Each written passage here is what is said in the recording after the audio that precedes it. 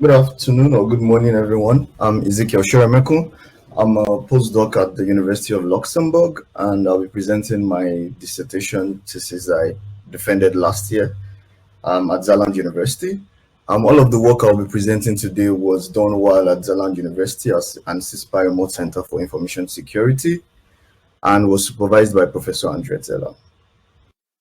The context of this work is in debugging, basically automated debugging.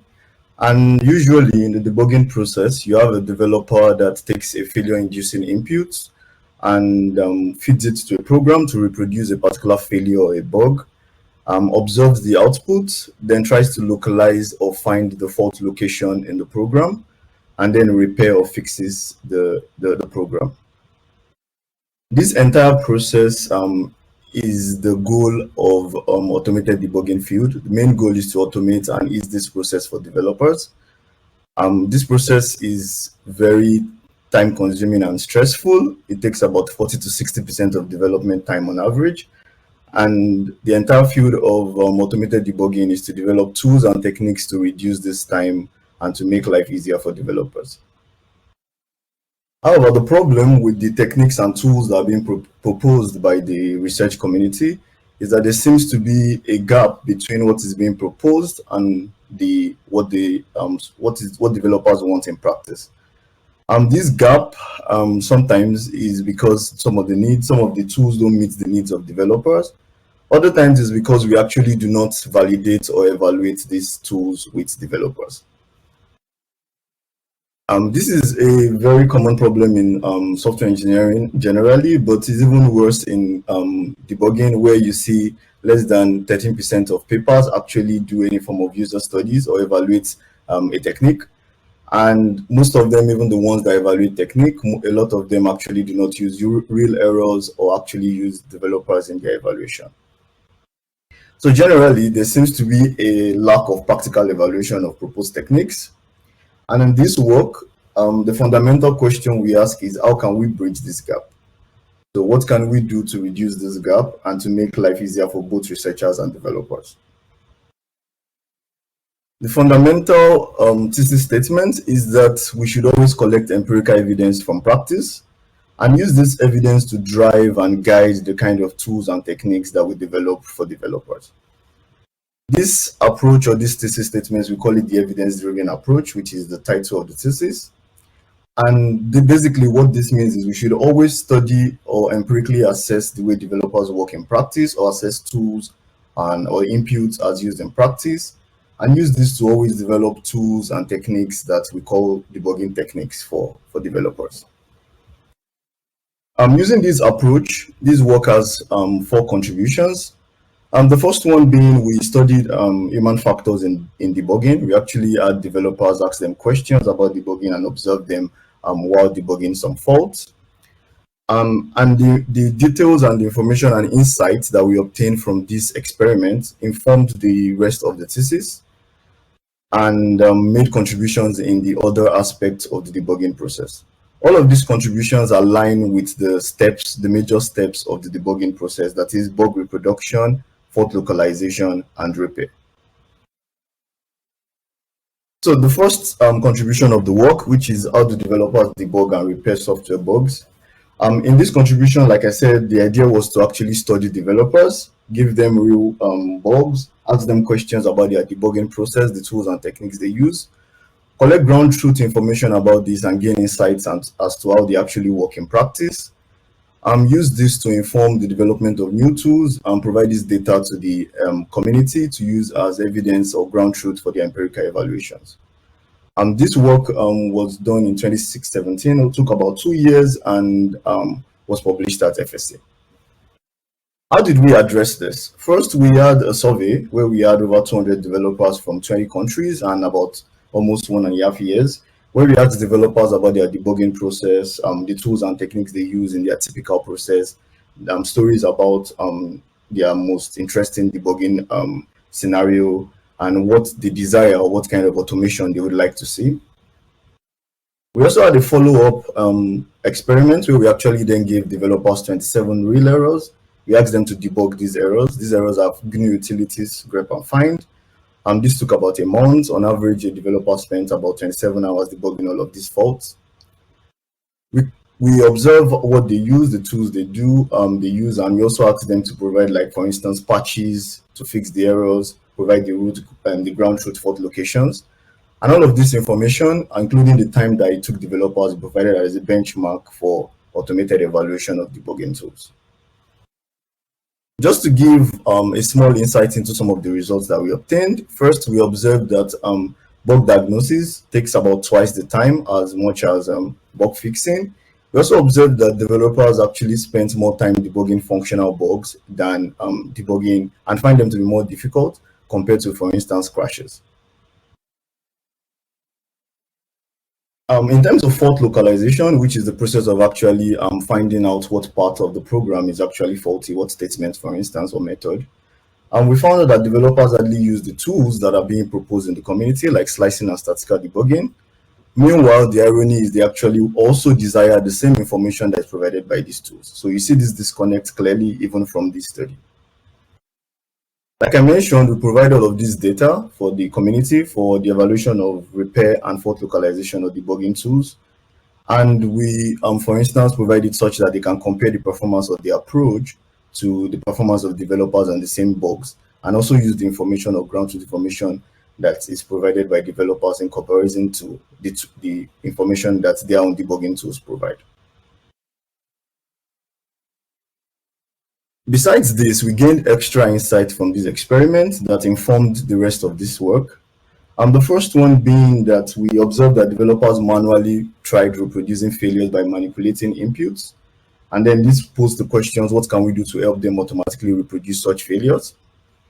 The second insight being that we observed that, like I said, developers use manual approaches like trace-based debugging to actually debug or localize faults. They don't use the tools that researchers proposed. So the question is, what can we do to improve the state of the art in this area? And finally, we observed that developers rely a lot on and trust failure-inducing inputs. They manipulate these inputs and try to find the subsets of it that explain the behavior of the program. They also try to generate similar failing inputs to be able to generalize the failure that they've seen and understand this. And this informed the question where we ask, how can we debug or repair such failure-inducing inputs? So going straight into the reproduction of failures, the fundamental question we ask here is, if you have samples failing inputs, can you generate similar inputs like that such that the developer can use it to generalize the failure? So what does this mean? Again, going back to the thesis statement, we study software practice. We actually take sample inputs. We learn their input distribution, sample inputs from the wild. So for instance, from GitHub, we learn their input distribution and use this to guide test generation, such that we want to generate inputs that are similar to the same samples that we have. And in other scenarios or other testing goals, we can even avoid such inputs and generate inputs that are outliers. So the testing goal in this scenario is that we want to generate inputs that are failure-inducing, that are similar to the ones that induce the bug or a failure, and then such that we can provide more samples for the developers to reproduce the failure and understand the reason for the failure. To achieve this, we leverage grammars, input grammars, specifically context-free grammars.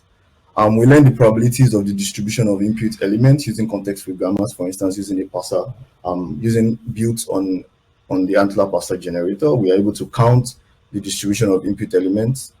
In this scenario, we have a very simple arithmetic expression. So imagine that 1 multiplied by 2 plus 3 actually causes a bug or a failure in a program, maybe because the combination of multiplication and addition is not well implemented. What we learn then is the distribution of those operators, that they both occur equally, and we don't see the other operators, for instance, subtraction and division. We also learn the distribution of the digits. For instance, we've seen digits 1, 2, 3 equally, so 33% probability of occurrence, and other digits we've not seen before. And the main idea is to repurpose this length grammar as a generator, such that we generate inputs that are similar to that initial input that we learned. So for instance, the input that you see below is actually an input that has the same distribution as the initial input that we learned from. Implementing this on the Antler parser generator and testing it on over 15 bugs from programs that actually interpret and process JavaScript and JSON, What we realized is actually we are able to reproduce all of these bugs through this process. Um, we had collected thousands of files from GitHub and actually tested them on about 20 different programs from that include CSS, JSON, and JavaScript. We found 15 unique exceptions, and we tried to reproduce that in this experiment. This approach could reproduce all of them. The input from the internet or from GitHub could only generate, for instance, 6% of those inputs could generate those exceptions. In our case, we could actually triple that and actually have about 20% reproducibility of these exceptions. We also compared to random approach, and we found out that compared to the random approach, we are much more better. Random could not actually reproduce any of the exceptions, so I mean, the probability of this is pretty low. Also, we found out that using this process, we're able to trigger and find new bugs and exceptions in these programs. This gives us an idea that by exploring the neighborhood of failures, we can actually find more failures, more unique failures around in the program. So this rounds up our work on trying to reproduce failures and learning from sample inputs to actually reproduce failures. Next, I move to our contribution in terms of fault localization. Fault localization, like I said, is the process of actually finding the statements in a program that are faulty and probably needs to be fixed or needs to be understood to come up with a fix.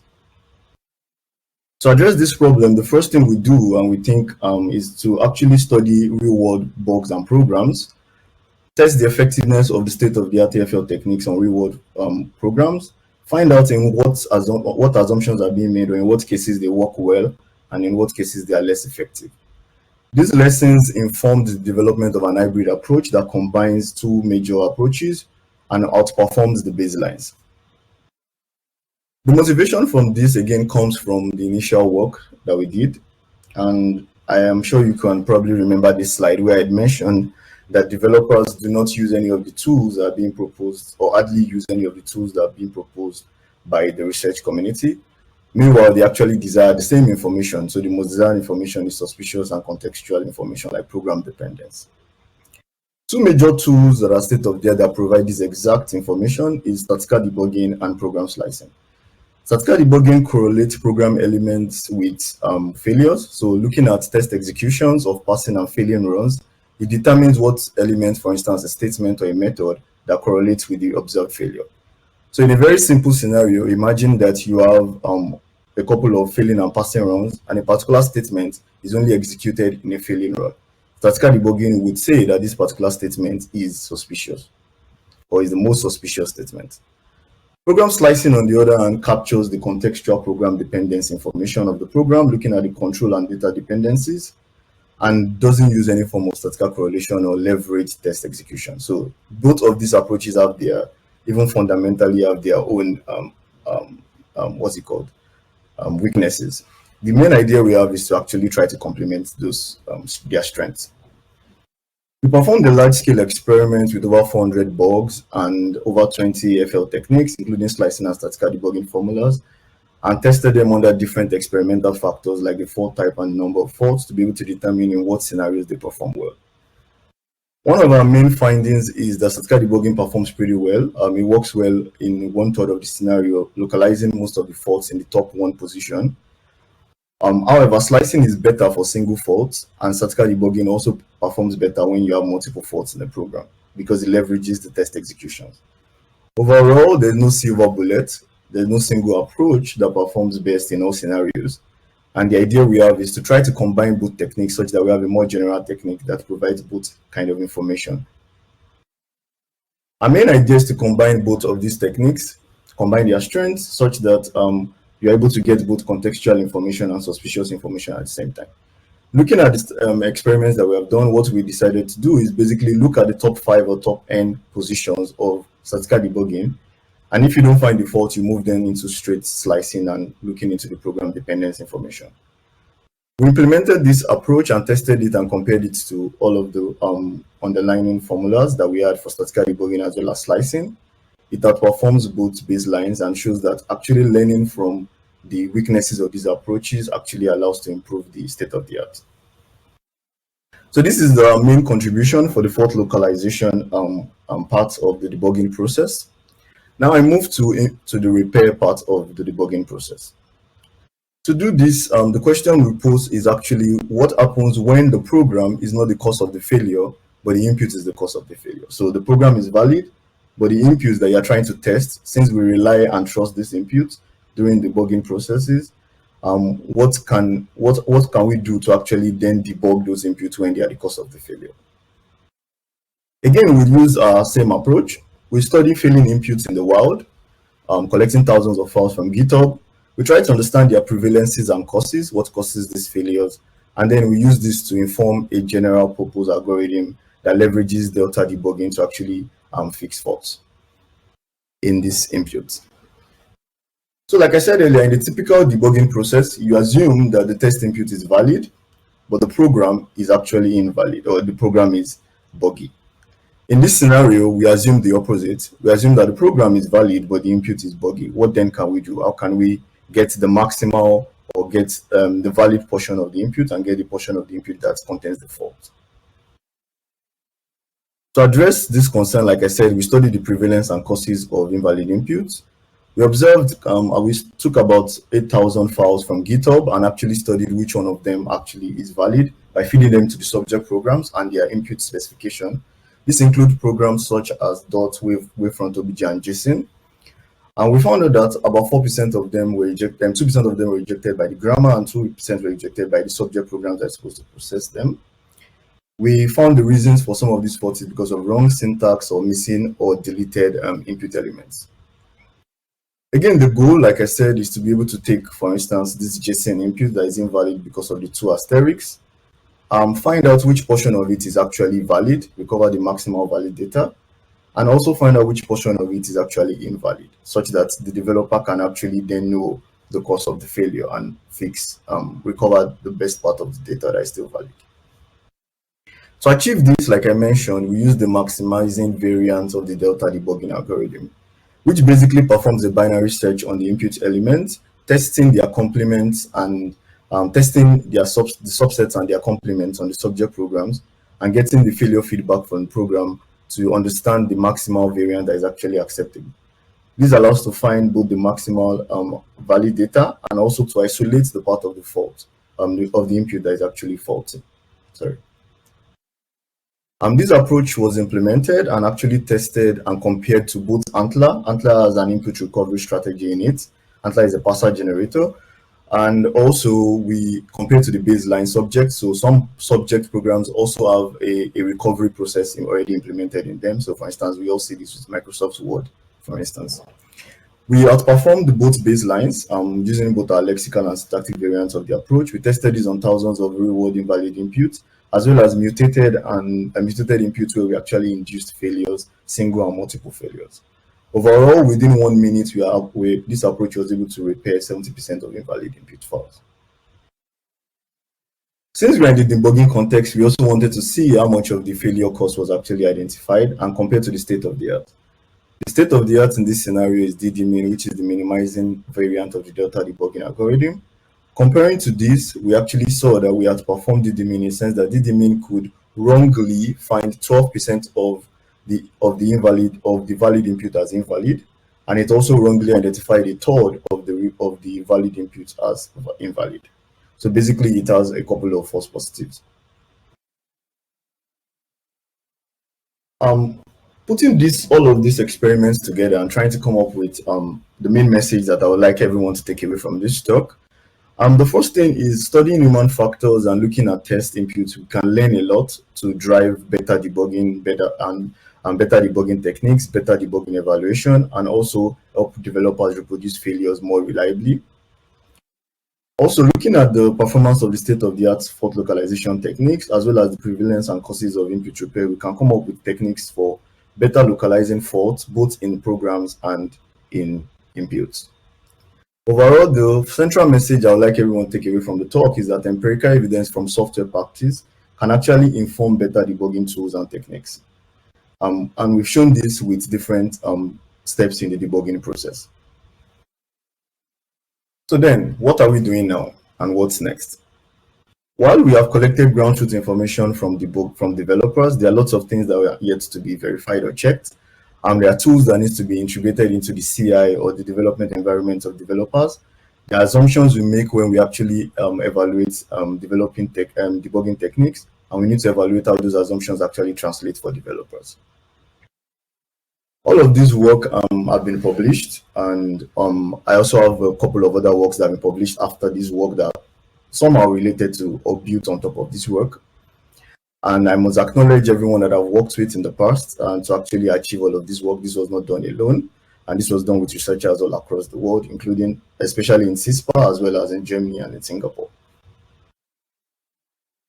Just to summarize, I've been able to show you the most important, the main thesis of this work, which is evidence-driven approach, how we have applied it to different steps in the debugging process, and some of the results that we have obtained. I'll be happy to take questions now.